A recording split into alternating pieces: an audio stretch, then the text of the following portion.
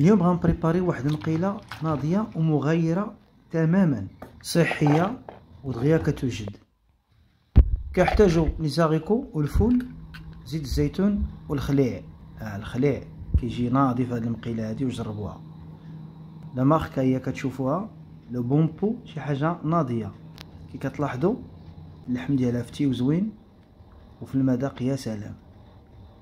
كنضيف الثومه، شويه ديال الربيع وزيت الزيتون والزانيه الاصيليه، وشويه ديال الملحه والبزار، شويه ديال القزبور حبوب، معلقه صغيره ديال البابريكا وشويه ديال الزعتر. وكنسدو عليها وكنخليوها طيب بطريقه مهيله. كتلاحظوا داكشي كيطلع يا سلام، راه ريجيم وكتطلع طوب. بالصحه والعافيه. وكيف ديما كاينين معنا، كيف ما وعدتكم ديما نبقى معكم ديما في الطبيعي ان شاء الله. كي كتلاحظوا هذا الكلاص هذا كيطلع ناضي، كنحتاجوا بانان مكونجلي، شويه تاع لي فخوي روج كي كتلاحظوا، وشويه ديال الكريم فريش والعسل ديال الليمون الحور الا كان متوفر. كي كتلاحظوا غنسدوا على الميكسور ديالنا، غنميكسيو كلشي وغادي نديروه في واحد الاناء وغندخلوه للكونجيلاتور واحد شويه تيشد في راسو، ونقدموه للوليدات ديالنا بالصحه والعافيه. راه كيجي طوب، جربوه وردوا عليا، تيكستور ديالو ناضيه وبالصحه والعافيه. اما بالنسبه للناس اللي سولوني في التعاليق على الهشوار اللي كيتحرق فاش كيبغيو يطحنوا فيه شي حاجه او يميكسيو فيه شي حاجه مجمده، كنميكسيو شويه بشويه، ماشي كنجيو وكنبقاو نميكسيو حتى نحصلوا على المزيج. لا، راه هكا غيتحرق لنا الهشوار. نحاولوا نميكسيو شويه بشويه حتى نحصلوا على الكلاص ديالنا وبالصحه والعافيه.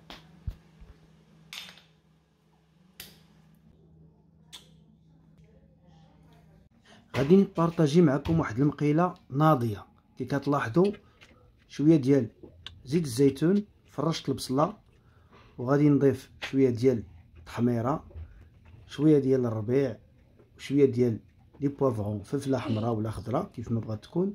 خديت طريفات ديال الحوت، ندوز لاصوص. كي كتلاحظوا الطوماط وشويه البصله وحامض مصير وربيع وثلاثه دريسات ديال الثومه.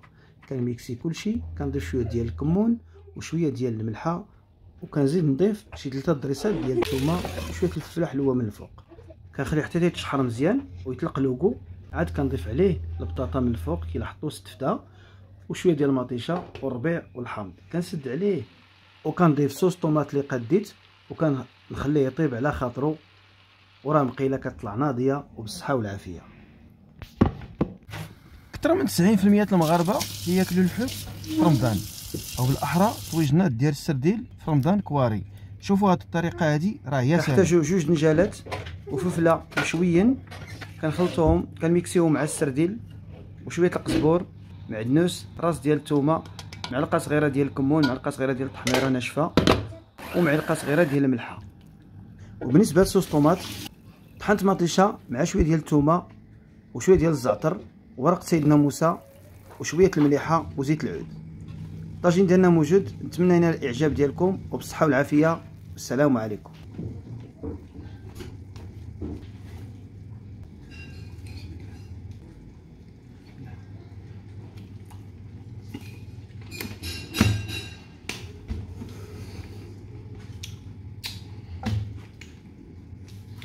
جيو تشوفوا واحد الطريقه ديال السانطير يا سلام. قيدوا عندكم هاد الوصفه هذه راه يا سلام، وفي هاد البرد هذا طوب. كي كتلاحظوا درت زيت العود ديالي، شويه ديال البصله والدجاج، التحميره، البزار والملحه ورق سيدنا موسى. كنشحر كلشي، كنضيف شويه ديال الجلبانه، شويه ديال المطيشه ديال السوريز مقطعه، وكنشحر كلشي.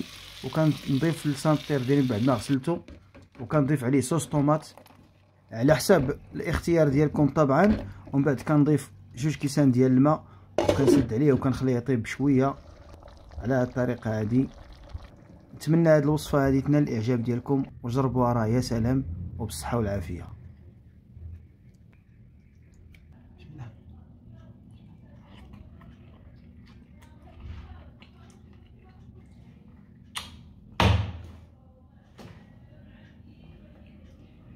ان شاء الله بمناسبه رمضان عصير في الدقائق الاخيره كيف العاده. كي كتلاحظوا 2 حامضات خليتهم يتكونجلاو واحد شويه، زدتهم شويه ديال النعناع واحد 3 ديال المعالق ديال السكر على حسب الاختيار بيان سور. وكيف العاده كنضيف الماء، ايترو ديال الماء، وتنميكسيه غير شويه باش ما يطلقش المروره ديالو. ومن بعد كنصفيه، كنعاود نرجعو ونطحنو مع نص بنانه ونص تفاحه، وكيطلع عصير يا سلام ولذة فيه لا تقاوم. عصير ديال مائدة الافطار ان شاء الله. وراكم كتعرفوا عصير ديال الحامض كيجي زوين وكيخفف علينا. تحياتي لكم والسلام عليكم.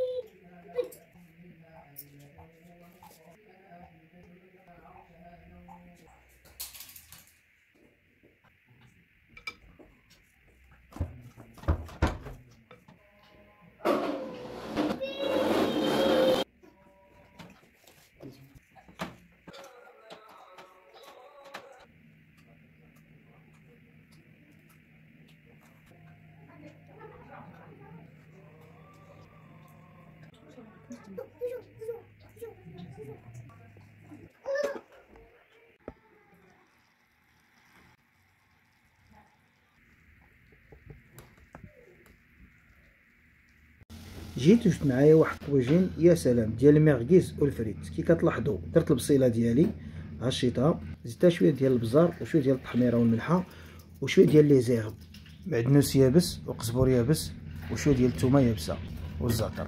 كتلاحظوا الوزانيه اللي هي زيت العود ما كنفرطوش فيها. كندوزو للمرحله الثانيه، كنخليو ديك الخير يتشحر مزيان. ملي كيتشحر بحال هكا كنضيفو عليه لي مارغيز ديالنا صوصيص فيوند، كيطلع يا سلام. كنزيدو شي شويه ديال الابزار من الفوق اللي هو الفلفل الاسود، وكنضيفو شويه ديال الربيع ونفس لي زيبيس اللي زدت في الاول ديال لي زيرب اللي هو المعدنوس يابس وقزبور يابس والثومه يابسه. كي كتلاحظوا الطويجين ديالنا تيطلع معسل وكيطلع يا سلام وبالصحه والعافيه. جربوا هذه الوصفه هذه راه غادي تعجبكم. وكيف العاده في الاخير كنضيفوا واحد النكهه ديال زيت الوزانيه، زيت العود الاصيليه. تحياتي لكم وبصحه والعافيه.